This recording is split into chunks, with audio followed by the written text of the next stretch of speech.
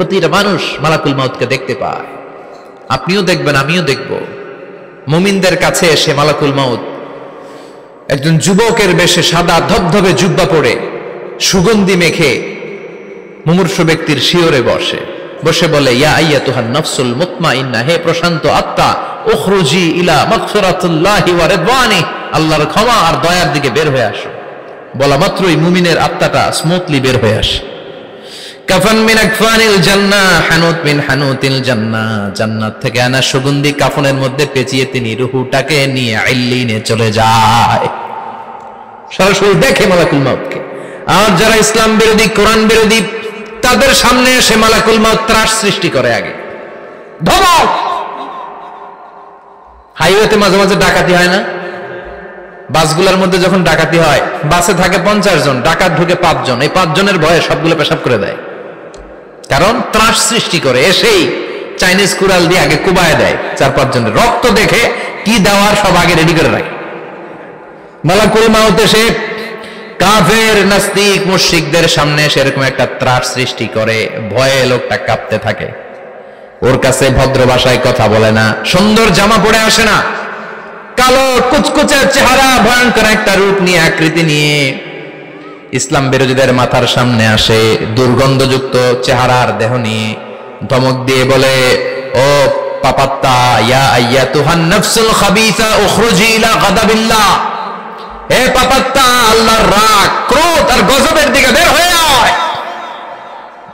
মুমিনের আত্মা বলার সাথে সাথে যেমনি মুমিনের দেহ থেকে বের হয়ে জান্নাতি কাফনের ভেতরে ঢুকে, কাফেরদের আত্মাও কি এরকম তাড়াতাড়ি বেরোতে চায় নাকি? কাফেরদের আত্মা বেরোতে চায় না। ডানে দৌড়, বায়ে দৌড়, সামনে দৌড়, পেছনে দৌড়, আহা, দৌড়াদৌড়ি করে। মালাকুল মাউত এটাকে টেনে হিচড়ে, একটা জীবিত ছাগলকে জবাই না করে তার চামড়া উল্টার দিকে টেনে হিচড়ে বের করলে ছাগলটা যত কষ্ট পায়, এর চেয়ে কমসে কম 70 গুণ বেশি কষ্ট দিয়ে কাফের, মুশরিক আর গাদ্দারদের রূহ কবজ করা হয়। আল্লাহ এই পরিস্থিতি থেকে তুমি আমাদের বাঁচাও। মুমিনদের রূহ যেমনি কবজ হয়, ওইভাবে রূহ কবজের ব্যবস্থা করে দিও। ঈমানের মৃত্যু নসিব করে দিও, শাহিদি মৃত্যু নসিব করে দিও।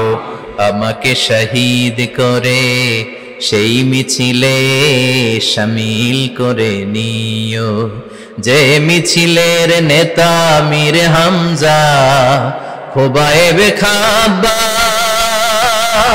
আল্লাহর কাছে ছিল অতি প্রিয়, শামিল করে নিও। আমাকে শহীদ করে সেই মিছিলে শামিল করে নিও। পড়েন আমিন। আর জোরে পড়েন আমিন। তার মানে বিমান দুর্ঘটনায় হোক, কিংবা লঞ্চ ডুবিতে হোক, কিংবা আগুনে পড়ে হোক, কিংবা আত্মঘাতী হামলায় হোক, যে যেখানেই মারা যায়, কবরের 3টা প্রশ্ন তার জন্য আছে না নাই? ইসলাম বিরোধীদের জন্য প্রশ্ন 3টা, আপনারা যারা মুমিন তাদের জন্য 4টা, আপনাদের জন্য একটা বেশি। আলহামদুলিল্লাহ কোন? কবরে এসে প্রথম প্রশ্ন করবে, মুনকার নাকির যখন চলে আসবে, 40 কদম যখন আত্মীয় স্বজনরা লাশটাকে কবরের মধ্যে দিয়ে 40 কদম চলে যায়, তখনই ফেরেশতা চলে আসে। আহা, শেষ, সব শেষ। এসে পরীক্ষা শুরু। মার রব্বুক, তোর রবের নাম কি? চিল্লায় বলেন, আমাদের রবের নাম কি? আমরা বলবো রব্বি আল্লাহ, আল্লাহ আমারে রব। দমে দমে তনু মনে তারি অনুভব। পড়েন, আল্লাহ আমারে রব। তোমার দুনিয়াতে আমি যেদিকে তাকাই, অথই নিয়ামতে ডুবে আছি সবাই। পাখপাখালির গানে শুনি তাসবিহ কল রব, তাসবিহ কল রব, আল্লাহ আমারে রব। প্রথম প্রশ্ন, তোমার রব কে? আমরা বলবো আমাদের রব আল্লাহ। দ্বিতীয় প্রশ্ন, ওমা দীনুক, তোমার ধর্মের নাম কি? আমরা কি বলবো? তৃতীয় প্রশ্ন, বিশ্বনবীর চেহারা দেখিয়ে বলা হবে, আতারিফু হাদার রাজুল, এই লোকটারে চিনো নাকি? আমরা বলবো চিনি, আমাদের প্রাণের নবী, ঠিক কি না? চাঁদের চেয়ে সুন্দর তুমি নবী আমার কমলিহিওয়ালা, দু জাহানের বাদশা তুমি প্যারা নবী সাল্লে আলা, চাঁদের চেয়ে সুন্দর তুমি নবী আমার কমলিহিওয়ালা, ঠিক কি না? তিনটা প্রশ্নের যথাযথ উত্তর যখন দিয়ে দিলেন, আপনার জন্য অতিরিক্ত আরেকটা প্রশ্ন করা হবে, ওয়ামা ইলমুক, তোমার নলেজ কি? তিনটা প্রশ্নের উত্তর যে তুমি করতে পারলা, কিভাবে পারলা, কেমনে জানলা? তিনটা প্রশ্নের উত্তর তুমি কেমনে বললা? আল্লাহ তোমার রব, ইসলাম তোমার ধর্ম, এই লোকটা বিশ্বনবী কেমনে চিনলা? আপনাকে তখন বলতে হবে, আমি কোরআন থেকে শিখেছি, আমি হাদিস থেকে শিখেছি, আমি ইসলাম জেনে বুঝে মেনেছি, আমি আন্দাজে কোথাও ঘুরি নাই। চিল্লা এখন ঠিক কিনা? আপনাকে বলতে হবে, এজন্য শিখতে হবে, প্রতিনিয়ত ইসলাম সম্পর্কে জানতে হবে, আখের গোছাতে হবে, জীবনটাকে আলোকিত করতে হবে। চিল্লায় বলেন ঠিক কিনা? চারটা প্রশ্নই যখন হয়ে গেল, ফেরেশতারা বলবে আহলান ওয়া সাহলান ওয়া মারহাবান বিক, খোশামদেদ, কংগ্রাচুলেশন, খোশামদেদ, কংগ্রাচুলেশন, সব প্রশ্নের উত্তর তুমি পেরেছো। ফায়ুফসাহু লাহু কবরুহু ৭০ যিরান, আপনার কবরটারে ৭০ হাত লম্বা করে দেয়া হবে। ওয়া ইফতাহু লাহু বাবুন ইলাল জান্নাহ, আপনার কবর থেকে জান্নাতের দিকে দরজা খুলে দেয়া হবে। ওয়া ইউলবাসু মিন লিবাসি আহলিল জান্নাহ, জান্নাতের দুইটা রেশমি কাপড়ের পোশাক এনে আপনারে পরিয়ে দেয়া হবে। আর বলা হবে নাম কানাউ মিলা আরুস, ঘুমাও, sleep, you should get some sleep now, তোমাকে লম্বা সময় পড়ে দিতে হবে, ঘুমাও। কানাউ মিলা আরুস, যেমনি বর বাসর রাতে আরামসে ঘুম দেয়, বাসর রাতে যেমনি বর কনেকে নিয়ে মধুর ঘুম দেয়, তুমিও ঘুমাও, কেউ তোমার ঘুম ভাঙবে না। মালাক ইসরাফিলের, কিয়ামতের জন্য ইসরাফিলের সিংহায় যে ফুৎকার আছে, ওই ফুৎকার ছাড়া কোনো কিছুই তোমার ঘুম ভাঙাতে পারবে না। আলহামদুলিল্লাহ পড়েন। আল্লাহ আমরাও যেন চারটা প্রশ্নের উত্তর দিয়ে লম্বা একটা ঘুম দিতে পারি, পড়ে না আমিন।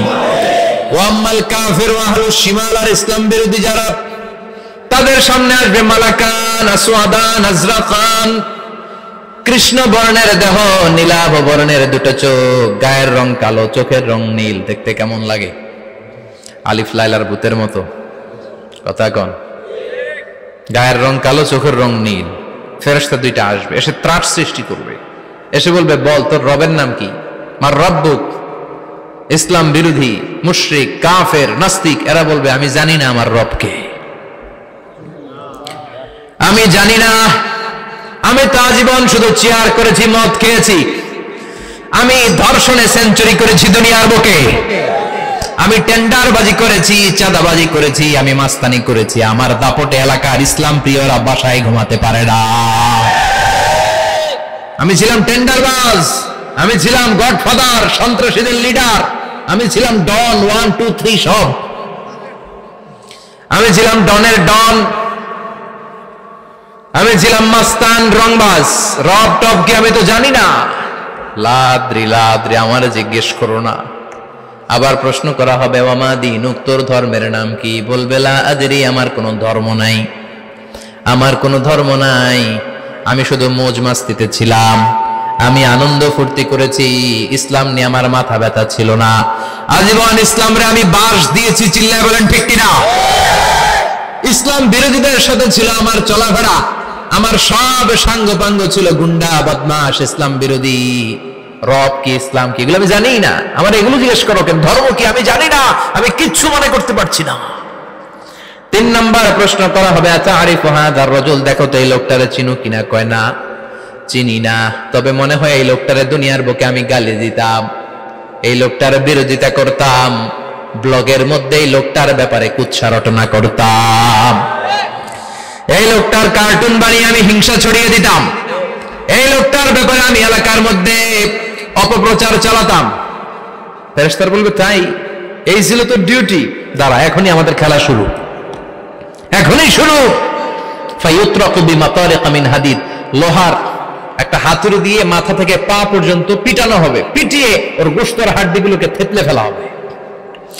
ওয়ায়ুকালু লিল আরদি ইলতাইমি, কবরের দুই পাশের মাটিরে বলা হবে, এবার দুই দিক থেকে তোরা চাপ দে, চাপ দেয়া হবে, ধাক্কা ধাক্কি করেও সে সুবিধা করতে পারবে না, মাটি আস্তে আস্তে আস্তে আস্তে দেহের দুই দিকে লেগে এমন জোরে দুইটা চাপ দিবে, ফাতাখতালিফা আদলাউহু, তার ডান পাশের পাজরের হাড্ডি বাম দিকে ঢুকে যাবে, বাম দিকের হাড্ডি ডানে চলে যাবে। বিশ্বনবী বললেন, এই হাতুড়ি দিয়ে পিটানোর শাস্তি, কবরের চাপ দেওয়ার শাস্তি চলতেই থাকবে হাত্তাল কিয়ামা, কিয়ামত পর্যন্ত। আল্লাহ কবরের শাস্তি থেকে আমাদের বাঁচাও।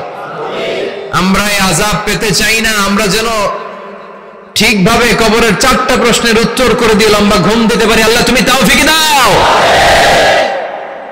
এজন্য আল্লাহ বললেন, গোলাম দুনিয়া নিয়ে পাগল হয়ে থাকো না। এই দুনিয়ার জীবন আসল জীবন নয়, আসল জীবন হলো কবরের জীবন। জোরে বলেন ঠিক কিনা? এই জন্য মাঝে মাঝে কবরে যাবেন, কবরস্থানে দাঁড়িয়ে চিন্তা করবেন, এই জায়গায় আমারও আসতে হবে। দিন যাবে, রাত আসবে, বৃষ্টি হবে, শীত আসবে, কেউ আমার দেখতে আসবে না। একা থাকতে হবে, একা, বড় একা, অন্ধকার, বড়ই অন্ধকার। ওই কবরের জীবনের সামান গোছানোর দরকার আছে না নাই?